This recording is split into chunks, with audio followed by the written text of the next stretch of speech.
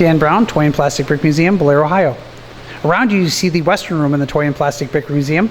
This was built, we built a shanty house, a jail, a general store, and a gambling outfit. And we've got some interesting stories for this one.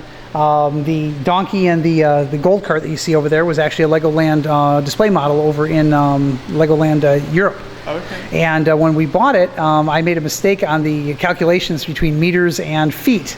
So those are supposed to be life-size models, and when a small crate came in, we found that they weren't quite life-size. So the shanty house was built for that. There's a lazy sheriff over there that's supposed to be sitting in front of the jail, and he's not quite the right size. But it turned out well anyway. So, you know, we built life-size everything, and they turned out to not be quite life-size. So there they are. And one of my favorite models in the museum is actually the Don Quixote with the cross-eyed horse over there. So very cool. And we had the adult fans of one of the, I think Michelin came in, the Michigan Lego Users Group, and built the lizard and a few of the other items that you see here. Okay, and then what else do you have down here then? You've got the jail you kind of mentioned. Jail with a couple of famous people in it. We got by Bart Simpson and Milhouse. And then this was the general store. This was built out of my old barn that was in my backyard. And we turned around, we tore the barn down. We had a whole bunch of extra wood, and there you go. So I had one of the local builders actually turned around and put it together. That was, you can see my old door that was on it. And then the old fence. So my yard looks a lot better now. I got a chain link fence instead of the fence that was falling down. But when we bought my house, it had all this stuff in it, and we turned around and hey, we had extra wood in the thing, and it was old and sitting outside. It looked great, and we cleaned it up and brought it in here. Make good use of it then. So yeah, we can keep on moving down this direction. Now, the cash register is actually made by Nathan Sawaya. Okay. That one there is, that's one of his models that he turned around and he sold. And then we have the girl, she was actually a Legoland display model. So it worked out very well, and we put the Lego hat on her, and she was good to go. We try and fit different things into different rooms based on different themes. So if we have something that fits, we work with it. If we don't have something that fits, we try and modify it and make it work. Okay. Yeah, so you get, whatever you can work, and like you said, you can bring in stuff from your house here, and that works. Whatever works, we use, yes. And store displays, glued models, AFOL built stuff, kids built stuff, we've got everything in here.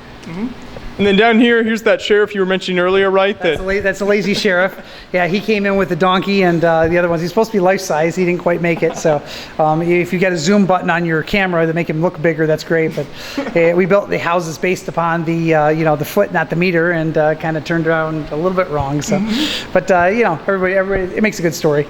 Yeah. And then my artist has been in here the last few months painting all the walls and getting the chalkboards and getting them all set up to look nice.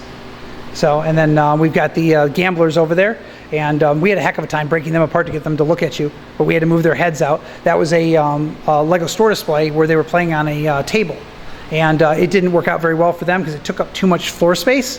Because if you look at them, and there was a Lego play table in between them, there's, it was cute, but it doesn't have really depth because they were all looking at each other. So now we were able to move their heads out, so they're looking at you. So it actually, makes it seem like you're looking in on an actual game versus them just kind of paying attention to the game and you're not knowing what's going on. And I noticed there, and then you had this cactus over here. It says Penlug, which is the Pennsylvania Lego Users Group. Did they help with some of that then? Yep, Penlug came in and turned around and built the accessories in the room. And they just came in for a couple of days and said, hey, what do you want us to build? And we kind of went and came up with some ideas, and they, built the chips and other stuff because I had original cards there, Lego cards, and they didn't like those. They said, well, you have to build those out of Lego. So they turned around and cleared my table and went through and built cards and built chips and built wine bottles and did the whole 9 yards. So they had a blast. Yeah, just adding some extra fun details like that to it. Oh yeah, and yeah, that's the fun part. People just coming in and doing weird stuff. It adds the fun of the story. Oh yeah, and then over here, what is this part here? That's original U.S. mail. I shouldn't say this because my postal master's probably going to get ticked at me, but they lost one of my packages, so we have the clown in the post office. That was kind of a shot at the actual postmaster because they lost one of my packages and haven't found it to this day. But that's an original post office. We thought we'd do some historical type items as well, and we just kind of mixed and matched between historical Lego and just fun.